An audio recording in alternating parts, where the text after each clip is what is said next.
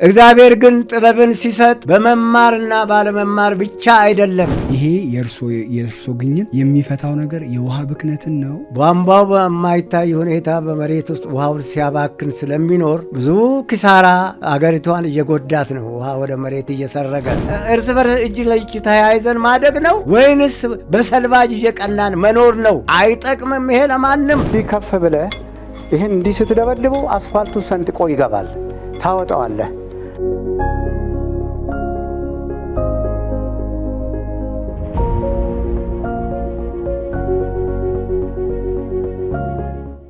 ጤና ይስጥልኝ የራይዝ አፕ ኢትዮጵያ ቤተሰቦች እንዴት ናችሁ? ዛሬም ደግሞ ስቱዲዮአችን ውስጥ አይደለንም ያለነው።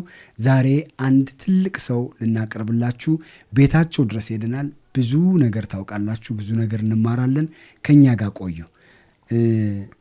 እንዴት ኖት? ደህና ኖት ወይ? እግዚአብሔር ይመስገን ደህና ናችሁ? ደህና። እስኪ ራስዎትን ያስተዋውቁልን። እሺ፣ አመሰግናለሁ። ተገኗ አየለ እባላለሁ። የትውልድ አገሬ ሰሜን ሸዋ ደራ ወረዳ ከዋና ከተማው ግማደ መስቀል የወረደበት ድንጎ መስቀል ተብሎ ነው የሚጠራው። ከገጠር የወጣሁት በ1959 ዓመተ ምህረት ነው።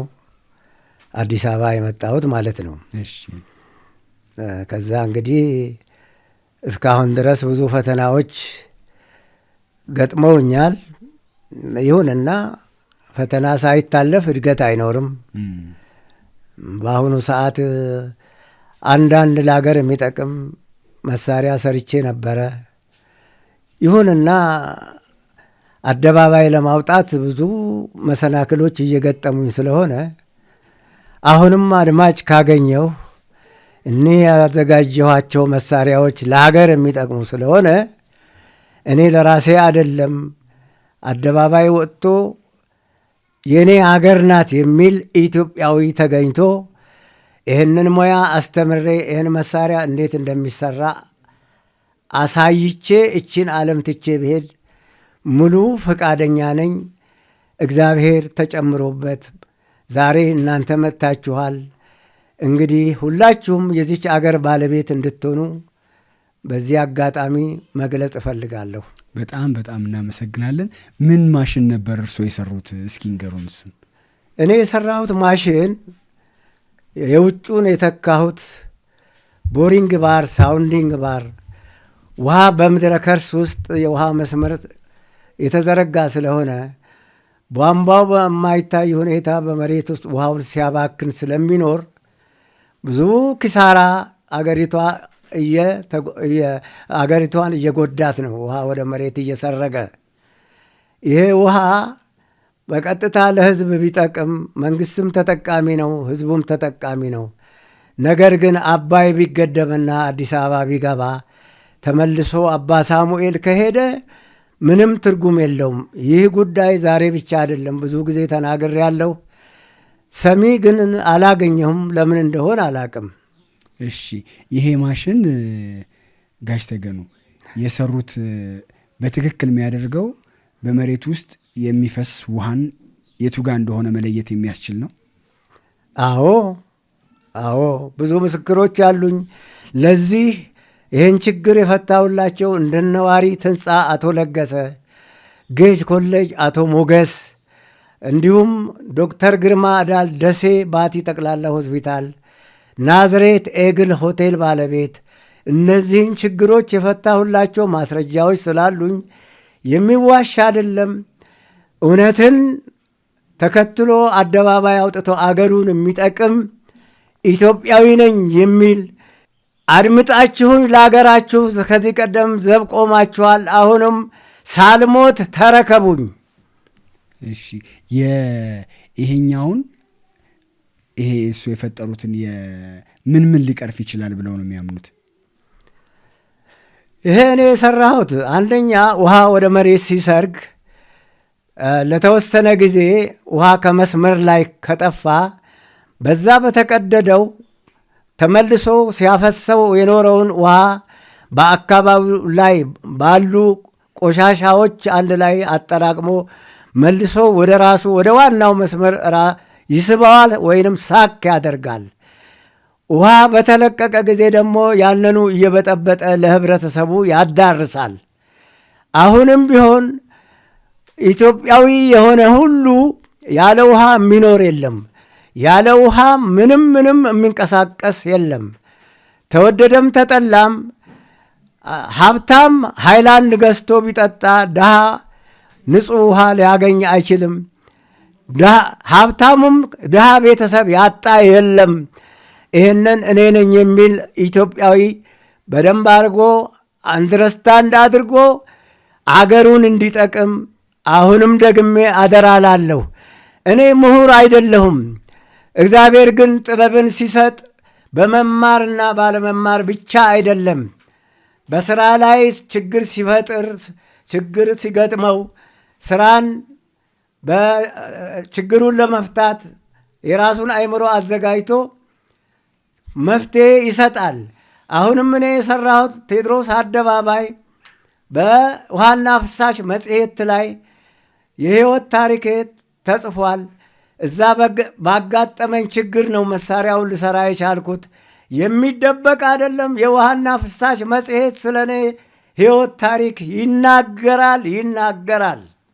በጣም ጥሩ። ይሄ የእርሶ ግኝት የሚፈታው ነገር የውሃ ብክነትን ነው ወይስ ደግሞ ሰዎች ጋር የሚመጣውን የሚጠጣውን ውሃ ጥራት ነው? እስኪ ሊፈታ የሚችለውን ችግር አድማጮች፣ አሁን እርሶ ውሃና ፍሳሽ ስለቆዩ እርሶ የሚያውቁ ሰዎች ግኝቶቱን ያውቃሉ። አሁን እንደኔና ደግሞ እንደ አድማጮቻችን ያሉን ሰዎች ስለማናውቅ እስኪ በደንብ ይንገሩን።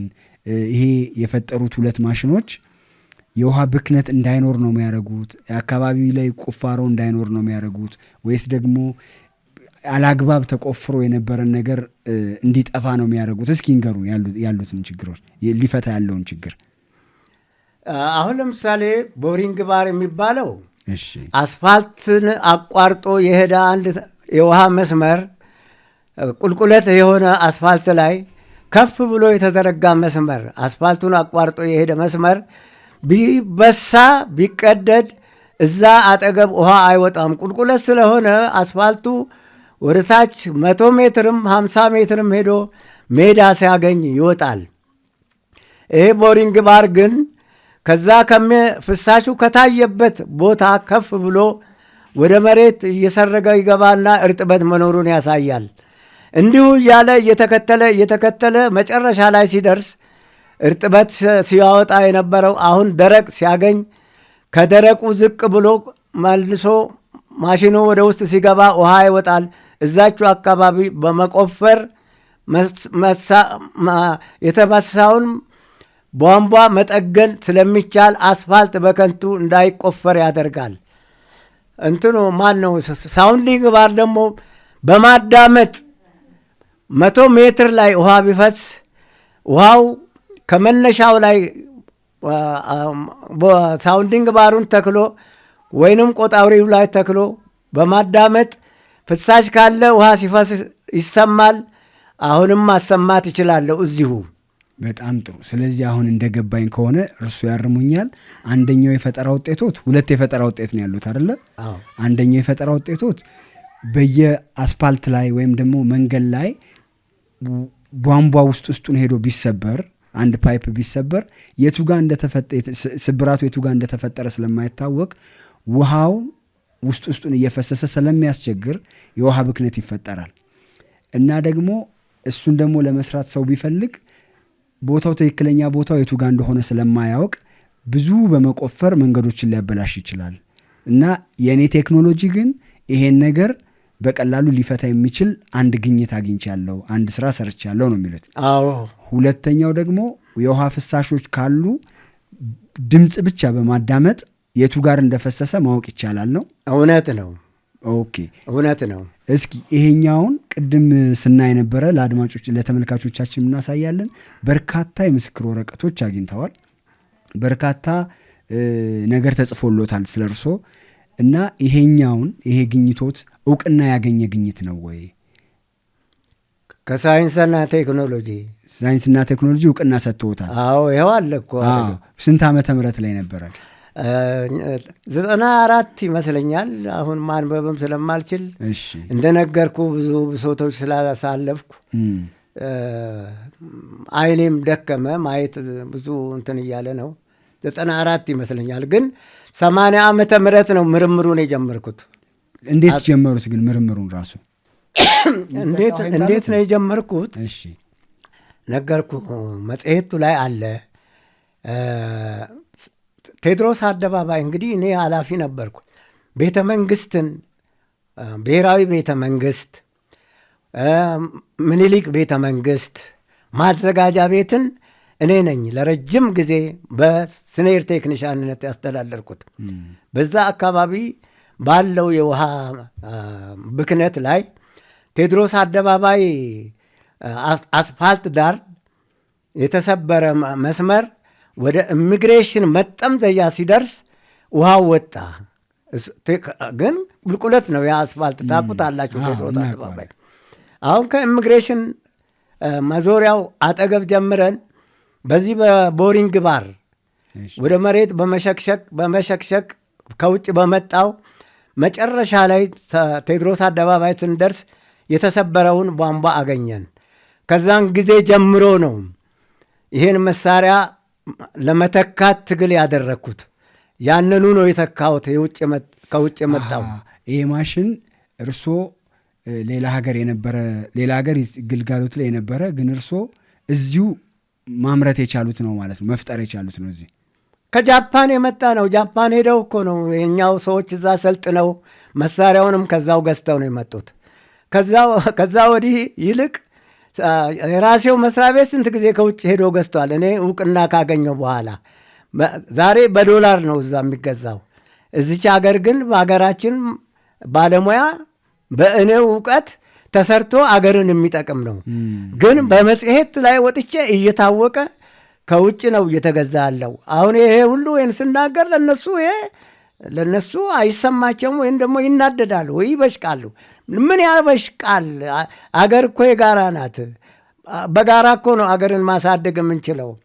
ሰዎች ትናንት መጥተው ከኛ በኋላ ተነስተው ለዚህ ሲበቁ እኛ ሉሲ የተገኘችበት የመጀመሪያዋ ኢትዮጵያ የጥበብ መጀመሪያ እነ ላሊበላን የገነባ እጅ፣ እነ ፋሲል ግንብን የገነባ እነ አክሱም ሐውልትን የሠራ እጅ ዛሬ ተመልሰን በዚህ ጊዜ ያውም በጣም የማደንቀው በዚህ ጊዜ ይሄ ጥያቄ ለእኔ መጠየቁም በጣም አደንቀዋለሁ አብይ አህመድን። ዛሬ ተደብቆ የነበረውን ይኸው ታዩታላችሁ። ቴክኖሎጂ በኢትዮጵያ ውስጥ እየተባዛ ይታያል። ቀደም ብለን መነሳት የነበረብን ሰዎች ነን። ዛሬ በእውነቱ ነው። አብይ ልጅ ነው። የኔ የመጀመሪያ ልጅ 48 ዓመቱ ነው። ሞተ፣ በሕይወት የለም። 2014 ዓመተ ምህረት ነው የሞተው። 3 ዓመት ይበልጠዋል አብይን። ዛሬ እኛ ቀንድ አውጥተን ተጠግተን እሱን መርዳት እንዲህ ማለት ስንችል እዳር ተቀምጠን እናፌዛለን። ይሄው አሁን እያሳየ ነው። ድሮን ሁሉ እየተሰራ ነው። ከዚህ በላይ ምንድን ነው የምንፈልገው? ተበረታተን እርስ በርስ እጅ ለእጅ ተያይዘን ማደግ ነው ወይንስ በሰልባጅ እየቀናን መኖር ነው? አይጠቅምም። ይሄ ለማንም ለምናገረው ንግግር ከይቅርታ ጋር ነው። የኢትዮጵያ ሕዝብ ለንግግሬ የብስጭትም የረጅም ጊዜ ብሶትም ስላለብኝ የሰራሁት መሳሪያ አገሬን ባለመጥቀሙ እየደባበቁብኝ ስለኖሩ ነው። እውነተኛ የሆናችሁ ኢትዮጵያውያን አሁንም ይሄ እውቀት ተደብቆ እንዳይቀር ኑ ውሰዱኝ፣ ላስተምር፣ ገንዘብ አልፈልግም። እሺ፣ የአቶ ተገኑ በጣም ጥሩ ሀሳብ ነው እያነሱ ያሉት። አሁን ይሄኛው የእርሶ ፈጠራ እዛው እያለ መስሪያ ቤቶት ደግሞ የእርሶ ፈጠራ ያኛውን ሊተካ የሚችል እንደሆነ እያወቀ የሀገር ዶላር ተመድቦ ከሌላ ሀገር እየገባ ነው አይደል እያሉ ያሉት? አዎ። ለምንድን ነው ከእርሶ ማይገዙት? ወይም ደግሞ ለምን አዘጋጁ እኛው እናምርተው ሲባል ለምንድን ነው? እስኪ ንገሩ። ምን አይነት መልስ ልስጥህ ለዚህ? ነገርኩህ እኮ ለበጎ ያልታደለ አእምሮ ለተንኮል ተወዳዳሪ የለውም። ለዚህ አልታደልንም። ምንም ከዚህ በኋላ ለቀረች ዕድሜ ወደ ኋላም ብለው የለ አልታደልንም። ለዚህ እንጂ በመስሪያ ቤቱ ላይ የራሴው መስሪያ ቤት እንደዛ አድርጎ አሞካሽቶ አውጥቶ እንደዛ አድርጎ እንደገና ከውጭ መግዛት አለበት? ማንን ለመጥቀም? አገሩን ለመጥቀም ነው ወይንስ ባዕድን ለመጥቀም? ይሄ ምንም ወደኋላ የሚያሰኘኝ የለም። ይፈሩ። ለምሳሌ በአሁኑ ሰዓት ያሉ አዳዲስ የውሃና ፍሳሽ ሰራተኞች እንዲህ በድለውኛል ማለት አልችልም። ለምሳሌ ዋናው ስራ አስኪያጅ ያሁኑ ስሙ ጠፋኝ፣ ኢንጂነር ነው። እሱ አዲስ ነው የመጣው። ምንም የበደለኝም የለም። ይሄ ብዬ ስለሱ ልናገር አልችልም። ቀደም ብለው የነበሩት ናቸው። አሁንማ እግዚአብሔር የተመሰገነ ይሁን ብዙ ለውጦች እየታዩ ነው። አሁንም ልቦና ይስጥ፣ ለኢትዮጵያውያን ልቦና ይስጠን። ይሄኛውን አሁን ያሉት የውሃና ፍሳሽ መሪዎች ወይም ባለስልጣኖች ማሽኑን ወስደው ማሳየት ችለው ነበረ ወይስ የበፊቶቹ ያውቃሉ ግን በማናውቀው መንገድ ወይም እርሶ በማያውቁት መንገድ ነገሩን ደብቀውታል ወይም እንዳይወጣ አድርገውታል ወይም እንዳይሸጥ አድርገዋል? የአሁኖቹ ደግሞ ያውቁ ይሆን? ወስደው አሳይቷቸው ይሆን? አንድ ነገር አለ። እኔ አሁን ብዙ እዚህ ላይ ብናገር ጥሩ ላይ መጣ ይችላል። በተቻለ መጠን አዳነች ጋር ብታቀርቡኝ ምስጢሬን ሁሉ ለእሷ ብናገር ይሻለኛል። አንደኛ ራሴንም አሳልፌ መስጠት አይገባኝም። ብዙ ስናገር ሰውን ለማጥፋት ምንም ያህል አይቸግራቸውም። ለማልማት ግን የሚቸገሩ ብዙዎች ስላሉ እገሌ ከገሌ ለማለት ለእሷ ብቀርብና እሷ ብታነጋግረኝ፣ አሁንም ቢሆን ሰውን ለመወንጀል አይደለም፣ ለምንድን ነው ይህንን ያላደረጉት የሚለውን እሷ ብትጠይቃቸው። የእርሶ ዋናው ፍላጎቶት እዚህ የሰራሁትን ነገር ህዝቡ ይጠቀምበት፣ እኔ ላስተምር፣ ከውጭ ሀገር የምትገዙትን ነገር አቁሙ። እኔ ሳይንስና ቴክኖሎጂ ነው የብቃት ምስክር ወረቀት ሰጥቶኛል፣ የሁሉ ሰርተፊኬቶች ተሰጥቶኛል፣ እውቅና አለኝ። የዳሽን ውድድር ላይም ተወዳድረው ነበር አይደለ? አዎ የዳሽን ሰርተፊኬቱን አይቻለሁ። እና እዛም ላይ እንደ ፈጠራ ውጤት እንግዲህ ታይቶልኛል እና የሀገሪቷን ዶላር እናትርፍ እያሉ ነው። አዎ እና ይሄን ያዩ ሰዎች መጥተው እስኪ እንየው ቢሉ ፈቃደኛ ኖት ወይ? ፈቃደኝነት ብቻ አይደለም እንዴ? እየለፈለፍኩ እየተናገርኩ እኮ ነው። እነኚህ ላስተምር፣ የመሳሪያውንም አሰራር እዚሁ ሀገር ብረቱ አለ፣ ጥሬ ዕቃው ኢትዮጵያ ውስጥ አለ። ይሄንን እኮ ያው አዲስ አበባ ብቻ እኮ አይደለም። ዛሬ በየክፍለ ሀገሩ ብትሄዱ አዲስ አበባማ አዲስ አበባ ነው፣ የኢትዮጵያ ርዕሰ ከተማ። እዚህ መቋቋም ያልቻልነው ክፍለ ሀገር የት ያውቁታል? የክፍለ ሀገር ከተሞች በሙሉ ውሃ የማይባክን የለም። ይሄ ወጣት አስተምሮ በየክፍለ ሀገሩ ቢበተን ኪሳራን ለአገሩ አዳነ፣ ከአገሩ አዳነ ማለት ነው። አዲስ አበባ ብቻ አይደለም። ይህ መሳሪያ በየከተሞቹ ኢትዮጵያ ውስጥ ባሉ ከተሞች ውሃ ባለበት ቦታ ሁሉ ሄዶ መስራት የሚችል ነው። አሰለጥናለሁ፣ አሰልጣኝ ደግሞ ሌላ ወጣት ይወጣል። ምንም ጊዜ የሚፈጅም አይደለም። ዋናው ነገር ግን ብሎ የሚመጣልኝ አጣሁ። ያም ብዙ መናገሩ ትርጉም የለውም። ልጄ ሆይ ብዙ እንትን ብያለሁ። ውስጤ በስሏል። እውነት ሲደበቅ፣ እውነት በመጋረጃ ሲጋረድ ያቆስላል፣ ሞራል ይነካል። ለአገር እኮ ነው። ኢትዮጵያ እኮ የሁላችንም ናት። በጻፍኳላቸው እንትኖች ለባለስልጣን ስማቸውን አላነሳም። እዛ ላይ አለ ለብዙ ባለስልጣናቶች የጻፍኩት። ሀገሬ ጋራ ናት አለ ወረቀቱን። አሁን እዚህ ጋር ስሙን እኮ እንዳልጠራ ነው። ምንድን ነው ያለኝ? በአዲስ አበባ ጉዳይ እኛን የማያገባን መሆኑ ይነገራቸው። ትልቅ ባለስልጣን ነው። ውሃ ይባክናል፣ ወጣቱን ላሰልጥን፣ ከሊዝ ነፃ መሬት ይሰጠኝ ብዬ የጠየቅኩት ትልቅ ባለስልጣን በአዲስ አበባ ጉዳይ እኛን የሚያገባን የለም ብሎ ነው መልስ የሰጠኝ። እዚህ ወረቀቱ ውስጥ አለ። ስንት ዓመት ሰሩ ውሃና ፍሳሽ? እኔ በቀን ሰራተኝነት ከ60 እስከ 75 ዓመተ ምህረት ድረስ ደርግ ስልጣን ይዞ ቋሚ ሰራተኛ እስከሆንኩ ድረስ ከ60 እስከ 75 ዓመተ ምህረት በቀን ሰራተኝነት ነው። ግርማዊ ኃይለ ሥላሴን አገልግያቸዋለሁ። አጠገባቸው ባልቀርብም ብሔራዊ ቤተ መንግሥት ጀነራል ፍሬ ሰንበት ይባላል እሳቸው አድራጊ ፈጣሪ፣ ኮሎኔል ወርቁ ይባላሉ እሳቸው አድራጊ ፈጣሪ። ያ ሙያው ቶሎ ስለገባኝና የቧንቧ ስራ ስለቻልኩ ተመድቤ እዛ ሰራ ነበረ።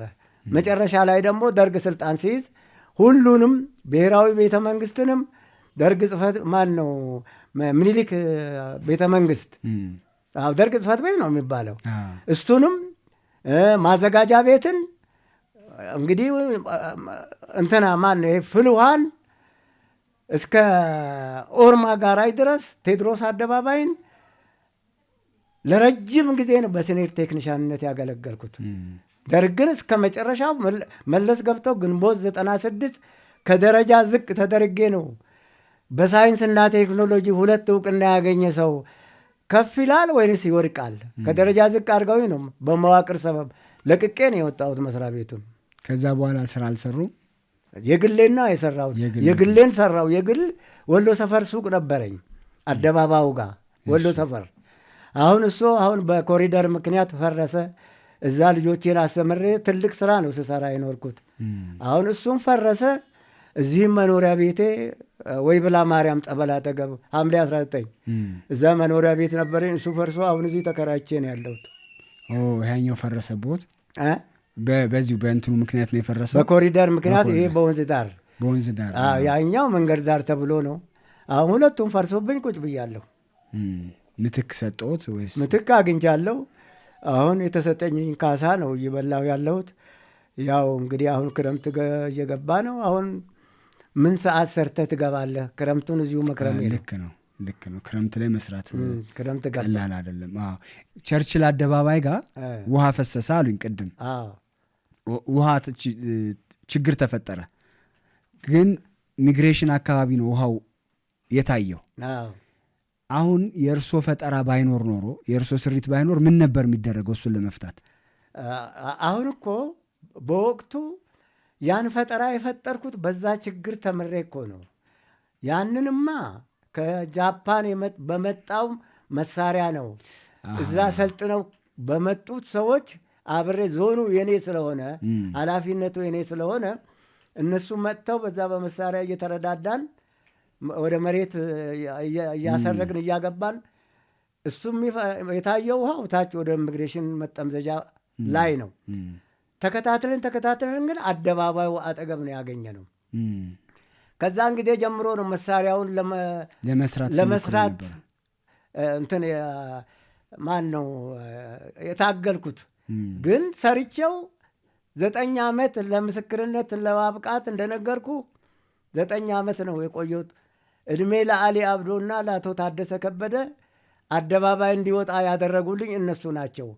ከዛ ወዲህም አልተመቸም። እንዳውም ከደረጃ ዝቅ ተደረጌ ጣት እየተጠቋቆሙብኝ መስሪያ ቤቱን ለቀቄ ነው የወጣሁት። ለምንድን ነው ይሄን ይሄ እኮ ለሀገር ትልቅ ነገር ነው ያደረጉት።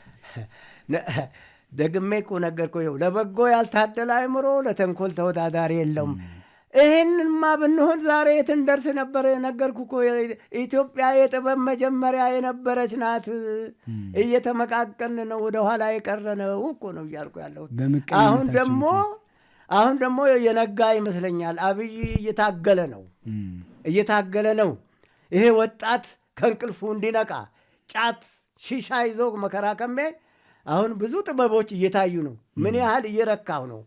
ይሄ የኔ ራሱ ምን ያክል ኢትዮጵያን እንደው ብዙ ጥቅም የሚጠቅማት በየክፍለ ሀገሩ ይፈሳል አልኩ። አዲስ አበባ የአፍሪካ አንድነት ድርጅት መቀመጫ ውሃ እንዲህ መሬት የሰረገ ክፍለ ሀገር ማየት ያውቁታል። ይመጣል ይሄዳል። እዚሁ እኮ ማሳየት እችላለሁ። አሁንም ድብቅ አይደለም። እስኪ እኔ ነኝ ያለ ሰው ያለ ምንም ክፋት ይምጣ፣ የት ቦታ ነው ውሃ የሚፈሰው ብሎ ይበለኝ፣ አሳየዋለሁ። ተደብቆ ወደ መሬት የሚሰርገውን የአገር ሀብት ነው። እኔ ሳንቲም እንዲሰጡኝ አልፈልግም። አገሬ ከተጠቀመች እኔ ተጠቀመ። ይሄ ወጣት ቁጭ ብሎ ዳር ጫት ሻኝ ከሚውል ይህን እያስተማሩ ስራ ቢያስይዙት አገርንም ይጠቅማል፣ ራሱንም ይጠቅማል። የሰሩት ይሄ የፈጠራ ውጤት ውሃና ፍሳሽ ከጃፓን ወይም ከሌላ ሀገር ሲገዛው በብዛት ነው አይደል የሚገዛው? ለምን ለመላው ኢትዮጵያ ብዙ ወረዳዎች አሉ፣ ውሃ ያለበት ቦታ ሁሉ ይሄ ማሽን ያስፈልጋል እና ይበላሻል። ቶሎ ሊበላሽ የሚችል ነው ከውጭ ይመጣው። በቀላል የሚበላሽ አይደለም። በቀላሉ የሚበላሽ አይደለም። በጥንቃቄ ከተያዘ ረጅም ዘመን ያገለግላል። እርስዎ የሰሩትስ ጥንካሬው እንዴት ነው? እኩል ነው ከዛው ጋር ከውጭ ጋር ሲወዳደር እኩል ነው። አሁንም እኮ አለ፣ የውጭም ይምጣ ይሄም ይምጣ ማወዳደር ይቻላል። እኩል ነው። እነ አሊ አብዶ ቅድም ሲያመሰግኗቸው የነበሩ እነሱ እንዲወጣ ተደርጎ ይሄ ፈጠራ ወደ አደባባይ እንዲወጣሉት ጋዜጣ ላይም እንዲወጣ ጋዜጦች ላይም ሳይ ነበር። አዲስ ዘመን ላይም ወጥተዋል። የተለያዩ ደግሞ ሰርተፍኬቶችም አግኝተዋል፣ የምስጋና ሰርተፍኬት እና እነዚህ ነገሮች ከሆኑ በኋላ ይሄኛው ማሽን በሰው እዛ ቦታ ላይ በመንግስት ሰራተኞቹ መቀያየር ምክንያት ነው ወይስ እንዲሁ ቅድም እንዳሉኝ በምቀኝነትም በምንም ተነሳስተው ነው? ልጄ ሆይ ብዙ ባላወራ ደስ ይለኛል። እሺ ለምሳሌ አንተ ልጅ ነህ። ልክ ነው። ስንት ዩኒቨርሲቲ ምሁር ነው መስሪያ የተባረረው? የግርግር ወቅት እኮ ነው የሆነው። እንኳን እኔ ቀርቼ ስንቶች ምሁሮች ናቸው የተባረሩት። ምንም አልተጠቀምነው። አሁን ተማሪ የት እንደደረሰ እየሰማ ነው። ይሄ ማን ነው የትምህርት ሚኒስትሩ? የአሁኑ ማን ነው? ብርሃኑ ነጋ። እውነተኛ ኢትዮጵያዊ፣ እውነተኛ ለትምህርት ሽንጡን ገትሮ የሚዋጋ ነው ብርሃኑ ነጋ። ይኸው ዛሬ ቆጭቶት እንዴ አሁን ተምሯል እንዴ? ተማረ እኮ አይደለም። አይ ቲንክ ሰው ስላለ ብቻ ነው እንዴ? አይደለም እኮ እንዴ። አይ ቲንክ ሰው አገርን አያሳድግም። በአገሩ ቋንቋ እየተናገረ ለምሳሌ እኔ ኦሮሞ ውስጥ ሄጄ በአማርኛ ብናገር አይገባውም። በራሱ ቋንቋ እየተናገረ ይልቅስ ይቺ አገር የምትሆንበትን ልክ እንዳሁኑ ፈጠራ ድሮን እየተሰራ ነው እንግዲህ እያየን ነው አይደለ? እንደዛ ነው ወጣቱ መነሳት ያለበት። እስካሁን ድረስ ግን የተበላሸ በተለይ ከደርግ በኋላ በመካከል ላይ ትልቅ ብልሽት ነው የተበላሸው። ግን ማንም አልተጠቀመም። አሁንም ትምህርትማ ተበላሽቷል እና ስንት እንደነ ፕሮፌሰር አስራት ወልደየስ ሞራላቸው ተነክቷል። እችን ዓለም ትተው የሄዱት ለምን እንዋሻለን? ውሸትን እንተው፣ አገር እንድታድግ እውነትን እንናገር። አንዱ የሰራውን አንዱ አይናቀው። ተጠግቶ ባይሆን መማር ነው ከሱ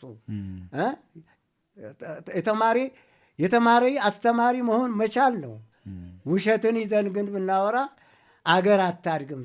ትርፉን እርስ በርስ መባላት ነው። ምን ያህል ጊዜ ፈጀቦት ማሽኑን ለመስራት?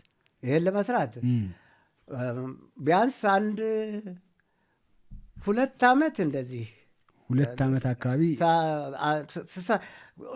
የመጀመሪያ የሰራሁትም ይሰራል፣ ግን ከውጩ ጋር መልኩ እንዲመሳሰል ለማድረግ 2 ዓመት ፈጀብኝ። እንዲሁ የቴክኒኩ እንደዚሁ ብቃቱ ነበሮት ማለት ነው? መጀመሪያም እንደዚህ አይነት ነገር የሆነ ነገር ለመስራት ወይስ ፍላጎቱ?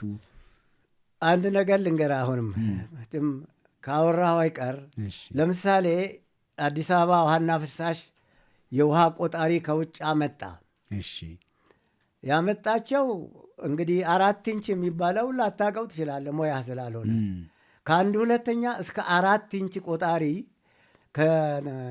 ከቻይና ነው የመጣው። ፊልትሮ የለውም።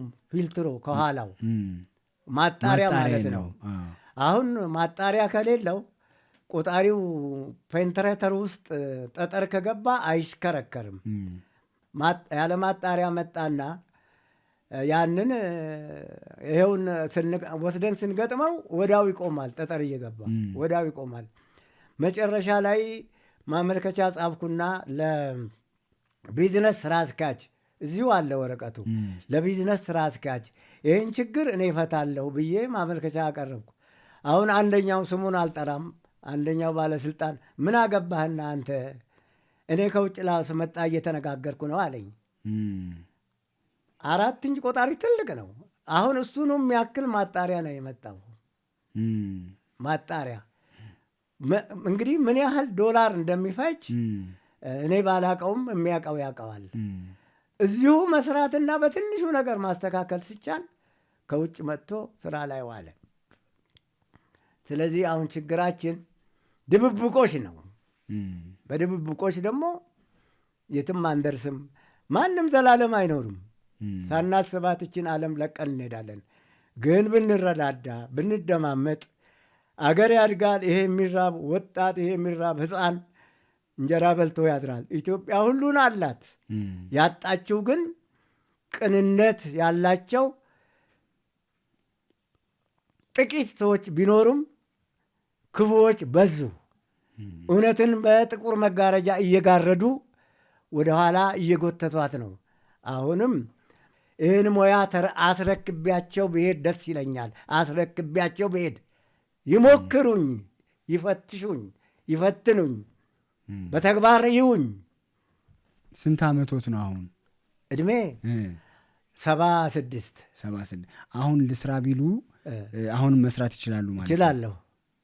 ያን ያህል ያየሁት ነዋ። በዚህ መልክ ብዬ አሉ ልጆች አሉኝ። አብሬ ሄጄ አንድ ጊዜ ማሳየት ነው። ከዛም በኋላ ወጣቱ ፈጣን ነው ጭንቅላቱ። መንገድ ካሳየው ያን ያህል። ዋናው ነገር መንገድ የሚያሳይ የለም እኮ። ይሄ ነው እኮ ችግሩ። ትንሽዬ ነገር ከሰራ ደብቆ እንትን ውስጥ ኖ ለምን ምን አለ እኔ ያለኝን እውቀት ባስተምር፣ ምን አለ አገራችን ብታድግ፣ ምን አለ ትውልዱ ባይቸገር። ደስ የሚለው ችግር ነው ወይንስ ማግኘት ነው? ማግኘት ነው ደስ የሚለው። ከችግር የምናገኘው የለም። ለምን ይራብ? የሚገርም ነው። የልንትኖችስ ሊያወሩ አልሞከሩም? ጋሽ ተገኑ ባለሀብቶች ይህን ነገር ቢረዱንና በብዙ ብናመርተው እና ወደ ገበያ እንዲቀርብ ብናደርግ ብለው አማክሮ ይሆን? ምናልባት አሁን እሱን አንድ ቦታ ላይ ልነግርህ እችላለሁ። በሚዲያ ግን አልነግርህም። እሺ እነግርሃለሁ። በጣም ጥሩ። ይሄኛውን እንትን በለውና ጥሩ። ለምንድን ነው እንደዚህ ያልኩት መሰሎት? እነግርሃለሁ። እሺ ለብቻ ያዛት። እሺ እንይዛታለን፣ ለብቻ እንጨዋወታለን። የእርሱ አሁን አንድ ነገር ተሳካልኝ፣ አሁን እግዚአብሔር በቃ ምንም ካሁን በኋላ የሚቆጨኝም ነገር የለም ብለው የሚያምኑት ሙያዎትን ሳላስተላልፍ በቃ እንዳላልፍ የሚል ስጋት ነው አደለ? እሱ ጋር ያለው እውነት ነው። ልጆቹት አሉ እዚህ ልጆች ያሳዩቸው የእርሶ ልጆች የሆኑ? ይህን ልጅ ታየዋለህ? ይሄ ነው የመጀመሪያ ልጄ። ይሄ በኋላ እነግርሃለሁ እንዴት እንዳለፈ። በዚህ አያልፍም። አለኝ 2 ልጆች አሉኝ፣ ወንድ ልጆች። እነሱ የኔን ሙያ ሰጥቻቸዋለሁ፣ አስተምሬያቸዋለሁ። ግን ምን ይፈልጋል?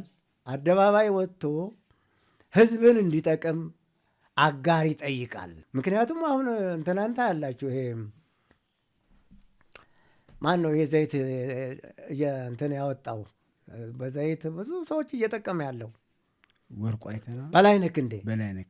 አሁን ስንት ሰራተኛ ነው እያስተዳደረ ያለው? ልክ ነው። ይሄ ክፋት አለው የለውም እንዴ? እንደዛ መሆን ነው። አሁን ይሄ ማንም ይግባበት። እንደው የውጭ እንትን እንኳ ሀብታም ቢመጣ በየክፍለ ሀገሩ አዲስ አበባ እንተውና በየክፍለ ሀገሩ ስንት ዋቆ ነው የሚፈሰው።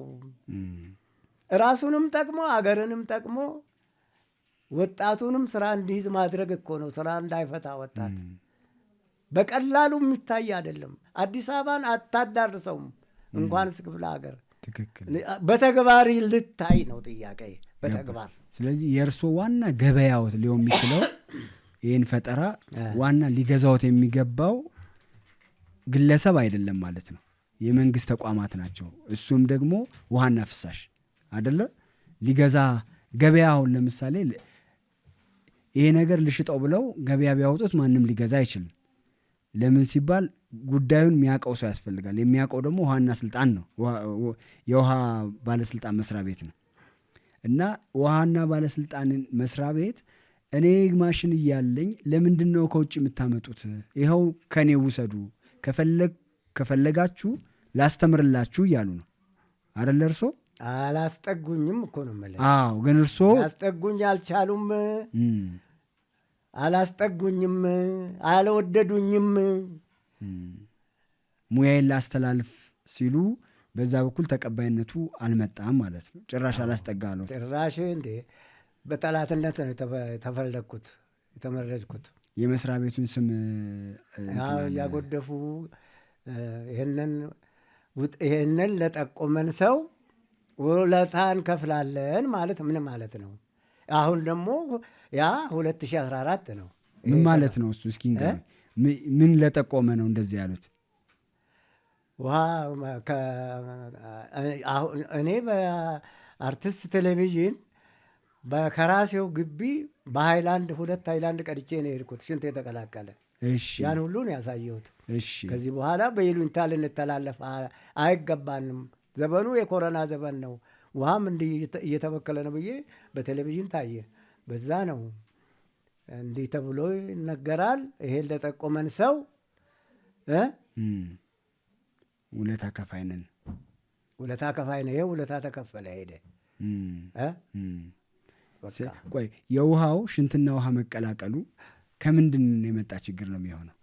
ይኸውልህ ውሃ ቧንቧ በመሬት ውስጥ ነው ያለው። ትክክል አይደለ እንዴ? የእያንዳንዱ ከሽንት ቤት የሚወጣ ፍሳሽ በቀጥታ ወዴት ነው የሚሄደው? ወደ መሬት ውስጥ አለ። ወደ መሬት ውስጥ ነው የሚገባው። ለምሳሌ እዚህ ግቢ የተዘረጋ ቧንቧ በዚህ ጥግ ነው፣ የቤቱ ውስጥ ነው የሚሄደው። አንድ ቦታ ላይ ቢፈነዳ ሽንት ቤቶች እዛ አካባቢ ውሃው ይጨመርና ውሃው ይጠራቀማል። አሁን ውሃ በጠፋ ሰዓት እኮ ነው፣ ውሃ በጠፋ ሰዓት ወደ ራሱ አርጎ ይመጣዋል። ያንን ቧንቧው ራሱ ይመጣዋል። አሁን ጣትህን እኮ ውሃ ሲጠፋ አሁን እቺ ታፓ ላይ ውሃ የምንቀዳበት ላይ እንዲህ ብትይዝ ትጎትታለች እኮ። ያን ጊዜ ከመሬት ውስጥ ያለው ቆሻሻ ሄዶ መስመሩ ውስጥ ይተኛል። ውሃ በተለቀቀ ሰዓት ደግሞ እገሌ ከገሌ አይልም፣ እንደ ደም ስር የተገናኘ ነው ቧንቧው። በየማንም ይሄ ባለስልጣን ነው ብሎ አይተውም፣ ይገባል። ያ ግን ይሄ መሳሪያ የት ቦታ ፍሳሽ እንዳለ የአካባቢ የዳሰሳ ጥናት ታደርጋለህ። ቀበሌን ከቀበሌ እየለየ ውሃ ባለ ሰዓት ነው። ታዲያ ውሃ በሌለ ሰዓት ድምፅ አይሰጥም። ውሃ ባለ ሰዓት ወደ ግቢ የሚሄደው እየዘጋ ታዳምጣለህ። እሱ መሳሪያውን ላዩ ላይ ተክለ ስታዳምጥ ፍሳሽ ካለ ይነግሮታል። የቱ ጋር እንዳለም ይናገራል ማለት ነው። ይናገራል። በጣም የሚገርም ትልቅ ነገር ነው። ስለዚህ ይሄ ነገር ቅድም መስሎኝ የነበረውን መሰሎት ይሄ ማሽን እንደዚህ ፍሳሽ ቀዳዳዎች ቦታዎችን ስለሚጠቁም ይህን ጠቋሚ ደግሞ ማሽን ከሌላ ሀገር ስለምታመጡ ከጃፓን ስለምታመጡ ዶላር ከምታወጡ በእኛው ልጅ የተሰራ በእኛው የሆነን ነገር ብትወስዱ ይሻላችኋል ብቻ እያሉ መስሎ ነበር። አሁን ግን የማህበረሰቡንም ጤና ከመጠበቅ አንጻር ትልቅ አስተዋጽኦ አለው እያሉኝ ነው። እዚች ቴሌቪዥን ላይ ለምን አታይም ጊዜ ካለ?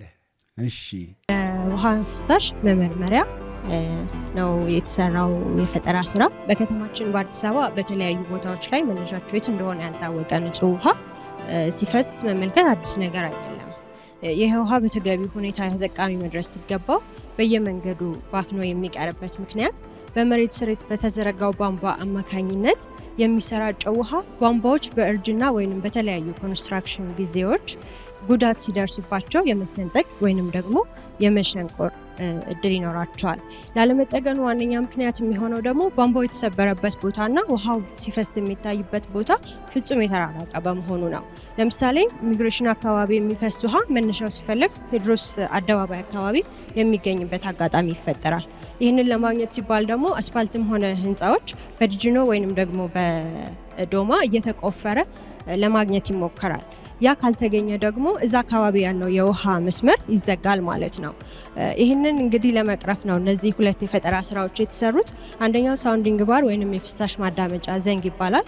በከተማችን ያለውን የውሃ ብክነት ለመከላከል ችግሩን ለመቅረፍና ለማስወገድ የሚረዳ መሳሪያ ነው።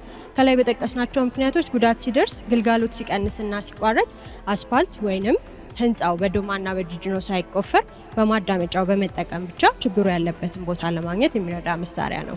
መሳሪያው እዚህ ጋር እንደምትመለከቱት ቀጭን ዘንግ አለው። ከላይ ስኒ መሰል ደግሞ የማዳመጫ መሳሪያ አለችው።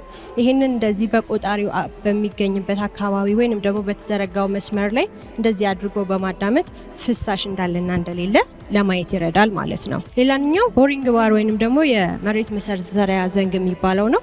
በተራ ቁጥር 1 ላይ በተጠቀሰው ምክንያት በአይን ሳይታይ የሚባክን ወይንም የሚፈስ ውሃን መነሻ ቦታውን ያለ ድካም ተከታትሎ ለማግኘት የሚረዳ መሳሪያ ነው።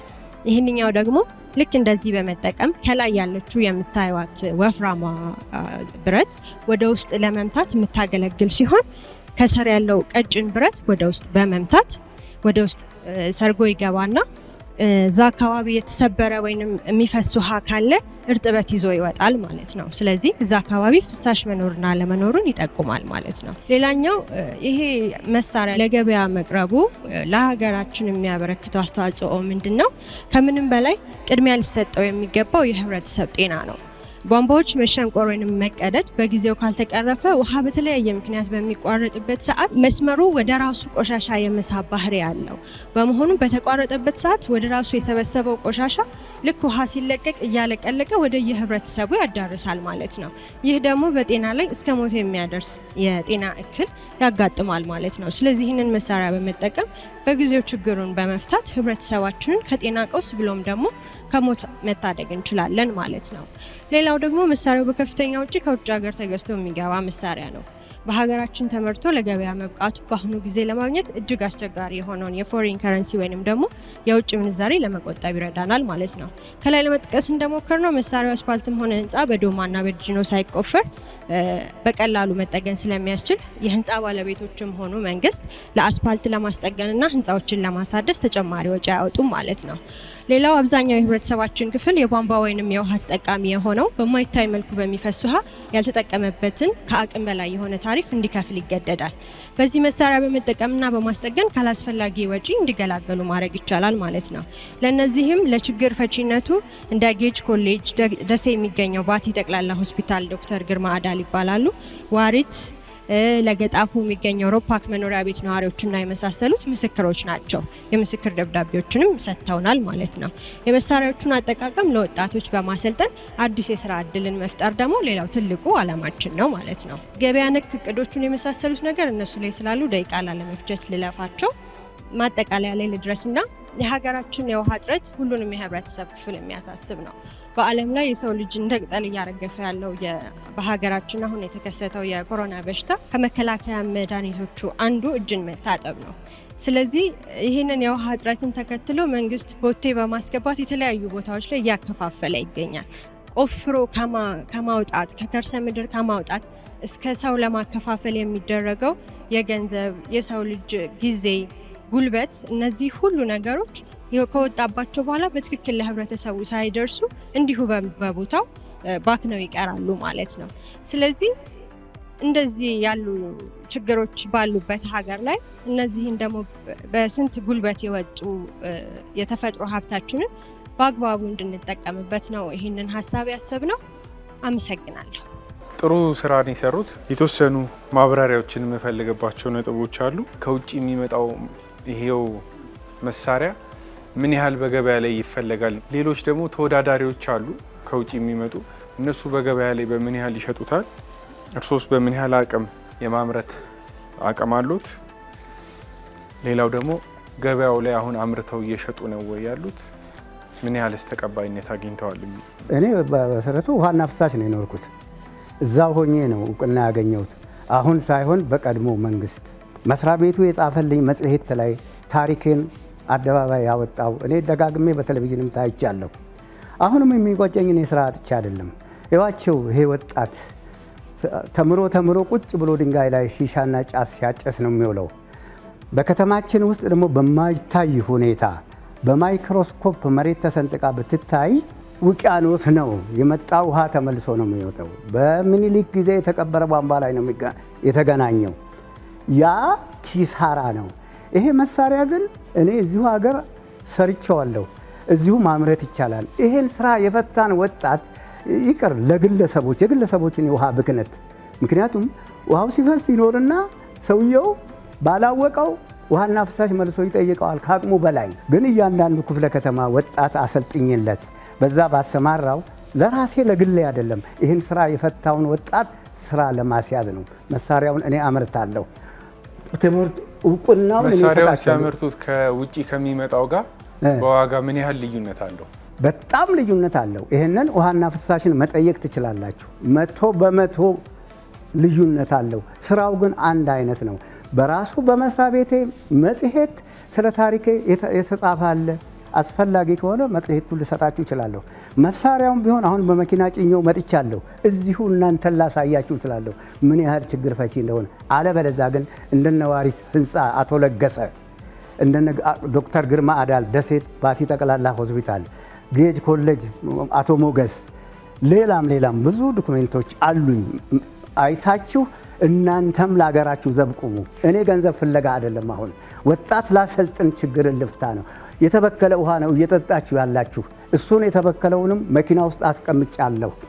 ሽንትና እንትን የተቀላቀለ ያ ያለ አግባብ ወገን እያለቀ ስለሆነ በአሁኑ ሰዓት ተደባብቀን የምናልፍበት ጊዜ አይደለም። አይኔ እያየ እቺ አገር የራሴ ምናት ኮሮና ብቻ ይበቃናል።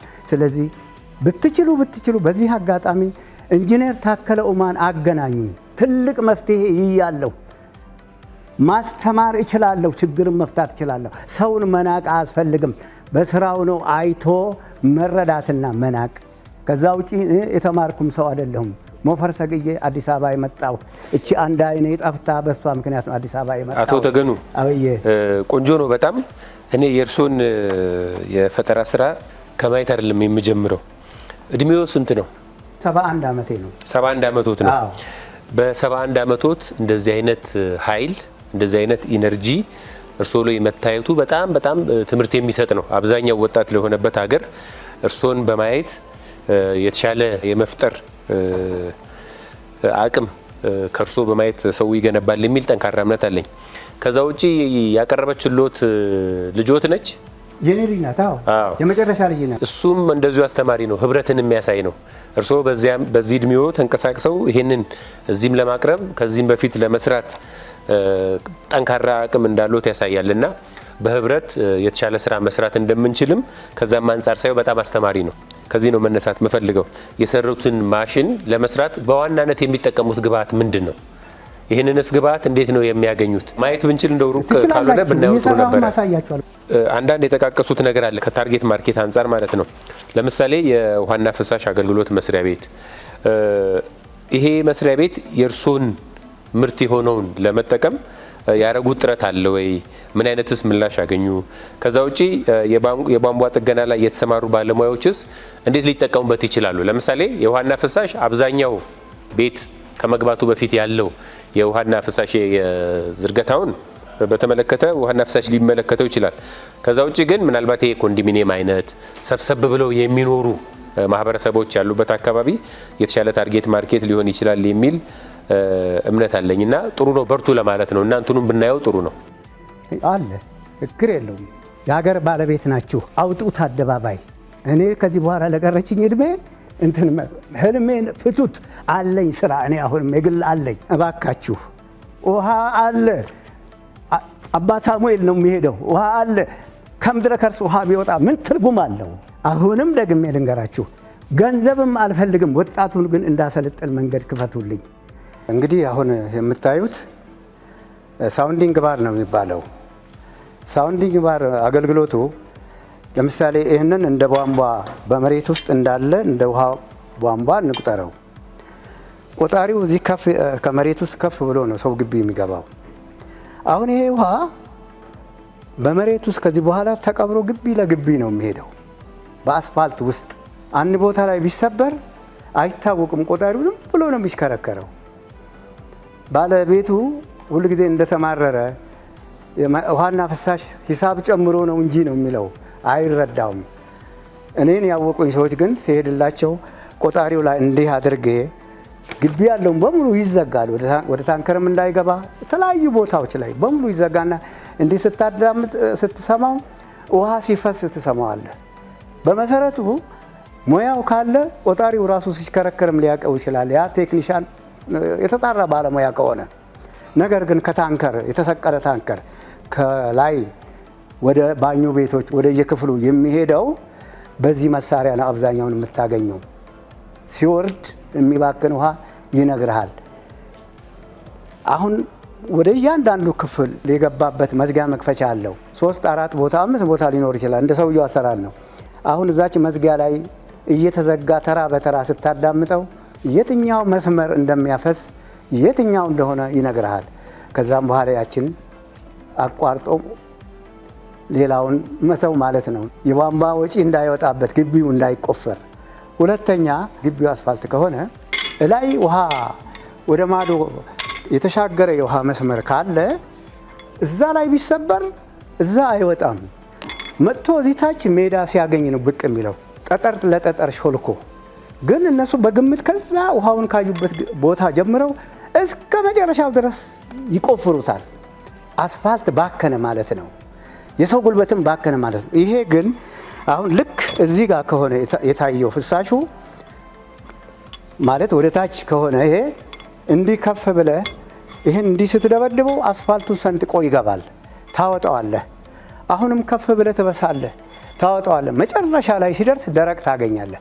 ከደረቁ ጋር መለስ ብለህ ስትቆፍር ይሄ ሲገባ አሁንም ስታወጣው ውሃ ካኝ እዛችሁ ቆፍረህ እዛ ትጠግናለህ። ይህን ሁሉ አስፋልት ስንት ሚሊዮን ብር የወጣበት አስፋልት እና የሰው ጉልበት አይባክንም።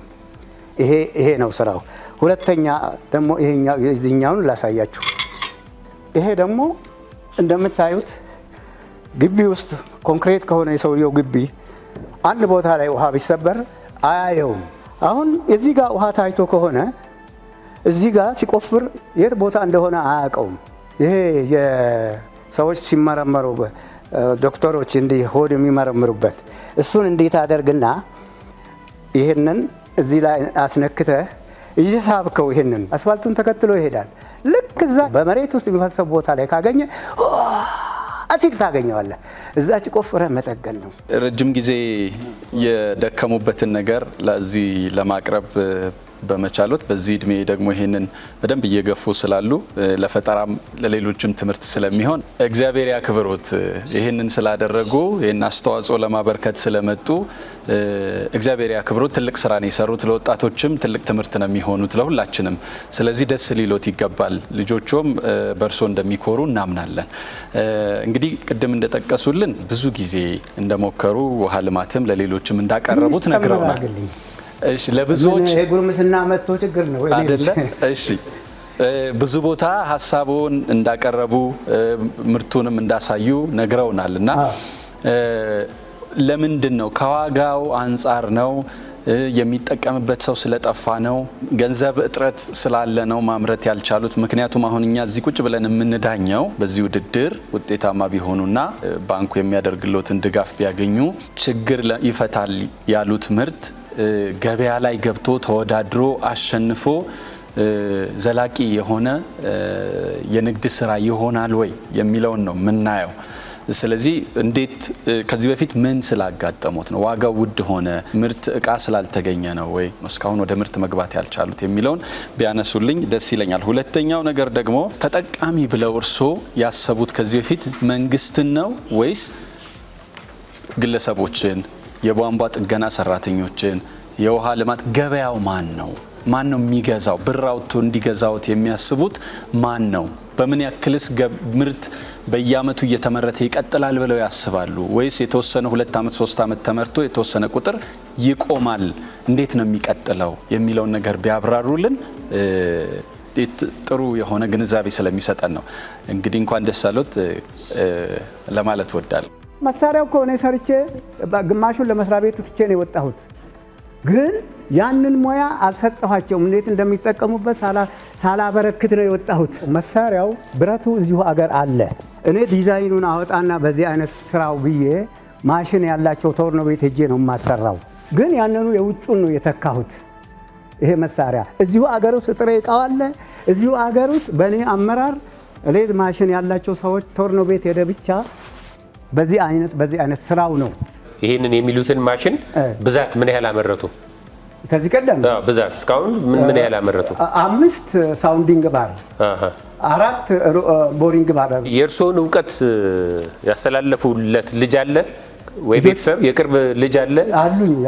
ያውቃሉ? ልጆቹም ይህንን ስራ መስራት ይችላሉ? አዎ ይሰራሉ አሉ። በጣም ቆንጆ ነው። አመሰግናለሁ። ቆንጆ ነው። አይ በጣም ግሩም ነገር ነው። እቺን ወረቀት ግን ይዘህ ብትሄድ መስሪያ ቤቱ ምን ብሎ እንደጻፈኝ እንዲህ አይነቱ ሰዎች ቢበረታቱ ይላል። ይሄ ልጅ አለ አንዷን መጽሔት ለምን ይዘህ አትሄድም? እሺ እችላለሁ። አንዷን ውሰዳት። እሺ ውሃና ፍሳሽ መስሪያ ቤት ከሄዱ ካቆሙ በ96 ዓመተ ምህረት አቆሙ። 96 ግንቦት 30 ለቅቄ ነው የወጣሁት በገዛ ፈቃዴ። በገዛ ፈቃዱ ከደረጃ ዝቅ አደረጉኛ። ከዛ የራሶትን ስራ ሰሩ። አዎ ያ እንደነገርኩ ወሎ ሰፈር ምን የመሰለ ድርጅት ነበር። ምናልባት ካወቅ ወሎ ሰፈር ወደ ሃይቤክስ መገንጠያ ጎሚስታ ነበረች። ጎሚስታ አለ። ያ ይሄ ልጅ አልነበር እንደ ይሄ? አረ ጎሚስታው ራሱ ነው የኔ ነበር። አዎ ጎሚስታ እርሶ ነው? አዎ እንደ ጎሚስታ ብቻ ነው የቧንቧ እቃ መሸጫ። ትክክል። ኧረ ስንት ቦታውን አወቅኩት። በኮንቲነር ኮንቲነር እና እንትን ማሽኖችም ትሰሩ ነበር። የተቀደደ ቦይለር፣ ፓምፕ፣ ወረቀቱ አለ። ጎበዝ አደንቃለሁ። ቦታውን አውቀው የኔ ነበረች እሷ። እሱ ፈርሶ ልጆች ተበትነው እዚህ እንደገና ሌላ ቤቴ ፈርሶ ፈልግና ስጠው ወረቀቱን። እዚህ ቤቴ ወደ ወይብላ ማርያም ከሚካኤል በታች 2 ቪላ ቤት 430 ካሬ ሜትር ላይ አለ። እሱም ፈርሶ ይኸው እዚህ ቁጭ ብዬ ያለሁት እዚህ ተከራይቼ። እዚህ ማዶ ላይ ነው ለነገሩ ቦታ የሰጡኝ። እዚሁ ቅርብ ነው የሰጡት። አዎ ቦታውን አግኝቻለሁ። አሁን እንግዲህ ከዚህ በኋላ ምን አይነት ቤት ትሰራለህ? ይሄን ነበር እዛ የምንሰራው። ተገኑ የውሃ ብክለት ምርመራ ድርጅት። ልብ ይበሉ፣ ያልተጠቀሙበትን ውሃ ሂሳብ እንዳይጠየቁ የውሃ ቧንቧ ጤንነትን የውሃ ቧንቧዎትን ጤንነት ያስመርምሩ። በአይን የማይታይ በመሬት ውስጥ ለውስጥ የሚባክነውን ንጹህ ውሃ ፈልጎ የሚያገኝ መሳሪያ በመስራት በሳይንስና ቴክኖሎጂ እውቅና አግኝቶ አቶ ተገኙ አየለ ብክነትን በጋራ እንከላከል። በተረፈስ የመጸዳጃ ቤት ማጠራቀሚያው ቶሎ ቶሎ እየሞላ ላስቸግሮት ቤቶን ለመስራት መሰረት ሲያስቆፍሩ ውሃ እያመነጨ አላስቸገሮትም። የውሃ ማሞቂያዎት አላሞቅ ካለ ካፈሰሰም ለዚህ ሁሉ መፍትሄ ያገኛሉ ብለው ስልክ ቁጥር አስቀምጠዋል። የተለያዩ አይነት ስልክ ቁጥሮች ከልጆቹት ጋር ታየ ተገኑ፣ በኃይሉ ተገኑ፣ እሱ ነው ታየ ተገኑ። እሺ ሀና ተገኑ ጀግና ልጅ ጎበዝ ልጅ ነው። ሞት ወሰደብኝ። በቃ ከዛ ወዲህ ደንግጬ ብሶቱም ተደማመረብኝ። እግዚአብሔር ያጽናው። ሰው የሰራ ሰው ይሾማል ይሸለማል እንጂ እንደነ ዶክተር እግዚአብሔር ያጽናውት። እኔ አባት አሁንም ይሰራሉ ልጆቼ። የውሃ ማሞቂያ እንዲህ ችግር ከገጠመ ከታንከር ላይ ቶሎ ቶሎ ውሃ እያለቀ ካስቸገረ የራሳችሁ ሰው ካለ ላኩ፣ እኛ በነፃ እንሰራላችኋለን። የራሳችሁ ሰው። እሺ እስኪ አሁን እዚህ ጋር እርስዎ የገለጡት ማስታወቂያዎት ነበረ ተገኑ የውሃ ብክነት ምርመራ ድርጅት የሚል እና እሱ ላይ አሁን እኔ አንብቤዋለሁ። በእሱ ላይ እዚህ ላይ ያልተጠቀሱ ነገሮች ካሉ ይሄንም የተጠቀሰ ካለ እስኪ ደግሞ ይንገሩን። ምን ምን ነበር የሚሰሩት እዛ ወሎ ሰፈር ባለው ድርጅቶ? አልገባኝም። ወሎ ሰፈር ድርጅት ነበሩት አይደለ? አሁን ከዚህ ማስታወቂያ ላይ ያለውን በእርሶ አፍ እንዲነገር ፈልጌ ነው። ምን ምን ትሰሩ ነበረ? ነገርኩ እኮ። ለምሳሌ የውሃ ሰፍቲፍ ታንክ ቶሎ ቶሎ ከሞላ ሽንት ቤት ማለት ነው ወይ የራስህ መስመር ተሰብሮ ነው ሄዶ የሚሞላው የውሃ ቧንቧ ግቢ ለግቢ ስለተዘረጋ። ያለበለዚያ ደግሞ ከአንተ በላይ ያለ ቤት የእሱ የመጸዳጃ ቤቱ አላስመጥጥ ሲል ሲሞላ የት ይመጣል? ወደ አንተ ጋር ይመጣል። እሱ ነፃነት ያገኛል፣ ምክንያቱም ከአንተ በላይ ነው ያለው። አለበለዚያ ቧንቧ ከተሰበረ ደግሞ ቧንቧው ስለሚባክን የመንግስት ማለት ነው። አሁን የመንግስት ለምሳሌ ያንተ ቆጣሪ ከሆነ የራስህ ቆጣሪ ሂሳብ ሲበዛ እንደምንም አቤት ትላለህ ሲያቅት መክፈል። የመንግስት ከሆነ ግን 100 ዓመት ቢፈስ ማንም የሚያገኘው የለም፣ ቆጣሪ የለማ። ይመጣል፣ ከአባይም ቢሆን ይሄዳል ይመጣል። እግረ መንገድ ምን ያደርጋል? ፎቅህንም ግራውንዱን ይሞላል፣ ውስጡን ሽንት ቤትህንም ይሞላል። የኔ መሳሪያ አንደኛ በማዳመጥ ታገኘዋለህ፣ ሁለተኛ ከየት እንደሚመጣ በዚህ በእንትኑ በቦሪንግ ባሩ በየት አቅጣጫ እንደመጣ ታጠልቀዋለህ። ስታወጣ ውሃ ይዞ ይወጣል። ከፍ ብለህ ትበሳለህ። መጨረሻ ላይ ችግሩ ያለበትን ቦታ ስታገኝ ያ ችግሩ ሲፈታ እዚህ ይቆማል። ሙሉ ታሪኮን መተን ከልጅነት እስካሁን ድረስ ያሉትን ውጣ ወረዶችን ሁሉ መተን ድጋሚ ጠይቆታለሁ፣ ይነግሩኛል። ሌላ ጊዜ ይቻላል። አሁን ግን እስኪ በመጨረሻ ሊያስተላልፉ የሚፈልጉት መልእክት፣ እንደዚህ ብትረዱኝ የሚሉት ነገር፣ ሰው እንዴት እንዳይረዳውት እንደሚፈልጉ ቢያስቀምጡልን በጣም ጥሩ ነው። እንግዲህ አሁንም ቢሆን መናገር የምፈልገው የኢትዮጵያ ሕዝብ በደንብ ያዳምጠኛል ብዬ ነው የማስበው። ትክክል ነው። ይቺ ሀገር የጋራችን እስከሆነች ድረስ ለሙያ እያንዳንዱ ቦታ ይስጠው፣ ዋጋ ይስጠው ለሙያ። በመናናቅ የትም የምንደርሰው የለም። ዛሬ ፀሐይ የወጣ ይመስለኛል። በሳይንስና ቴክኖሎጂ ትልቅ ስራዎች እየተሰሩ ነው። በርትታችሁ ለሀገር ዘብ እንቁም። ሰውን ከመናቅ ይልቅ ተጠግታችሁ ሰውየው ምንድን ነው የሰራው ብላችሁ በተግባር አይታችሁ ፍርድ እንድሰጡ አደራ እላለሁ። በጣም እናመሰግኖታለን ስለነበረን ቆይታ። ሌላ ጊዜ ደግሞ መተን በደንብ ታሪኮትን ከልጅነቱ እስከ እውቀት ያለውን ነገር እንትንላለን፣ እንጠይቆታለን፣ ይነግሩናል። ለዛሬው እዚህ ጋር እንሰናበታለን። እድሜ ስጦት፣ ከልብ እናመሰግናለን። እኔም በጣም አመሰግናችኋለሁ።